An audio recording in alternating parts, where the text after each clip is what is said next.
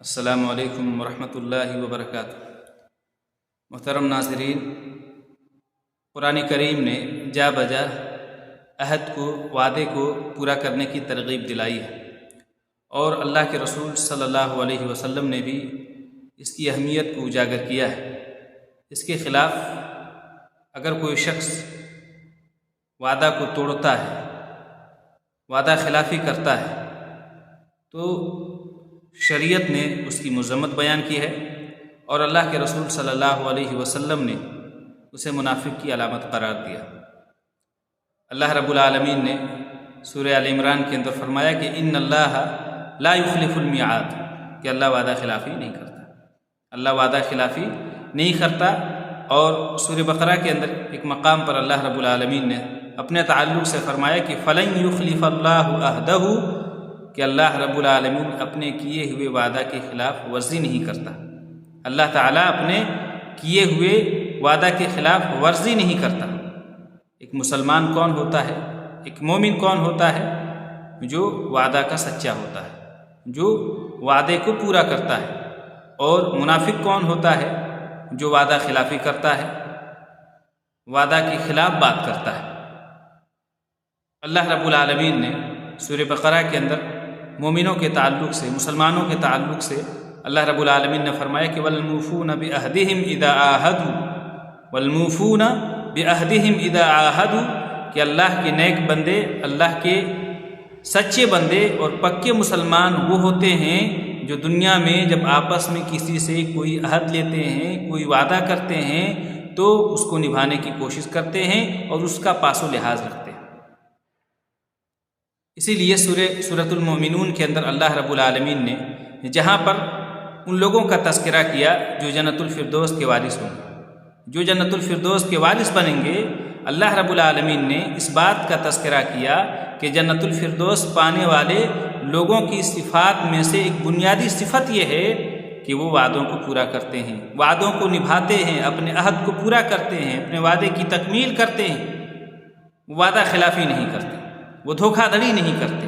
اللہ نے کہا کہ والذین هم لاماناتهم وعہدهم راعون، کہ جو جنت الفردوس کے وارث ہوں گے، جو جنت الفردوس کے وارثین ہوں گے، وہ ان کی صفات میں ایک بنیادی صفت یہ ہے کہ وہ امانت اور وعدوں کا پاس و لحاظ رکھتے ہیں، وعدوں کو پورا کرتے ہیں۔ لیکن سبحان اللہ، آج ہم اور آپ اپنے معاشرے کا جائزہ لیں، ہم اور آپ اپنی سوسائٹی کا جائزہ لیں، اپنے سماج کا جائزہ لیں، ہم مسلمانوں کا جائزہ لیں کہ وعدہ خلافی کرنا، وعدہ کو توڑنا آج ایک عام سا مزاج اور ایک عام سا ماحول بن گیا ہے۔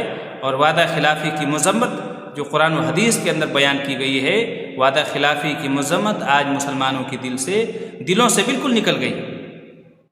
وعدہ خلافی کرنا، وعدہ کو توڑنا آج مسلمانوں کا ایک عام سا ماحول، ایک عام سا مزاج بن چکا ہے، جبکہ احادیث میں وعدہ خلافی کرنے والوں کے تعلق سے وعید بیان کی گئی ہے، اور ایسے لوگوں کو جو دنیا کے اندر وعدہ نہیں نبھاتے، وعدہ کو توڑتے ہیں، ایسے لوگوں کو آخرت کے عذاب سے ڈرایا گیا ہے، آخرت کے عذاب سے دھمکایا گیا ہے۔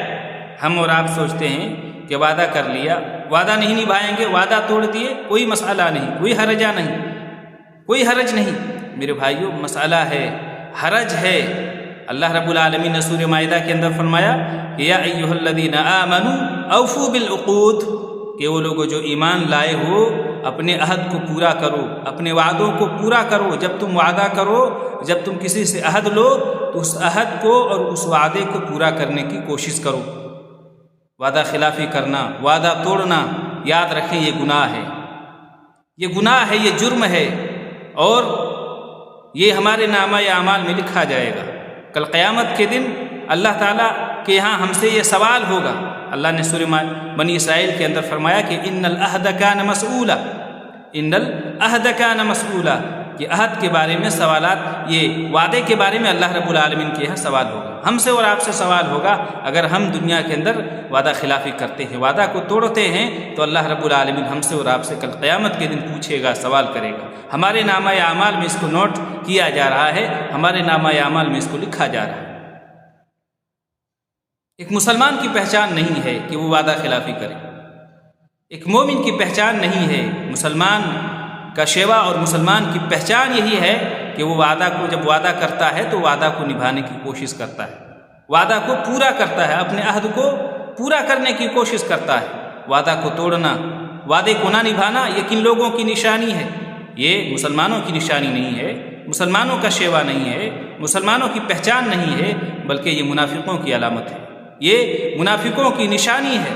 اللہ کے رسول صلی اللہ علیہ وسلم فرماتے ہیں صحیح مسلم کے اندر کہ آیت المنافق ثلاث اذا حدث كذب واذا وعد اخلف واذا اؤتمن خان۔ اللہ کے رسول فرماتے ہیں کہ منافق کی 3 علامتیں، منافق کی 3 نشانیاں۔ پہلی کیا ہے؟ اذا حدث كذب، کہ جب وہ بات کرے تو بات میں وہ جھوٹ کا سہارا لے، جب وہ گفتگو کرے تو بات چیت میں وہ جھوٹ کا سہارا لے۔ وَإِذَا وَعَدَ أَخْلَفَ، اور منافق کی ایک نشانی یہ بھی ہے کہ جب وہ وعدہ کرے تو وعدہ کی خلاف ورزی کام کرے، جب وہ وعدہ کرے تو وعدہ خلافی کرے، وعدہ کو توڑے، وعدہ کو وہ نہ نبھائے۔ وَإِذَا اؤْتُمِنَ خان، اور امانت میں خیانت کرے۔ یہ کس کی نشانی ہے، کس کی پہچان ہے؟ یہ وعدے کو نہ نبھانا یہ مسلمانوں کی پہچان نہیں ہے، یہ منافقوں کی علامت ہے، منافقوں کی نشانی۔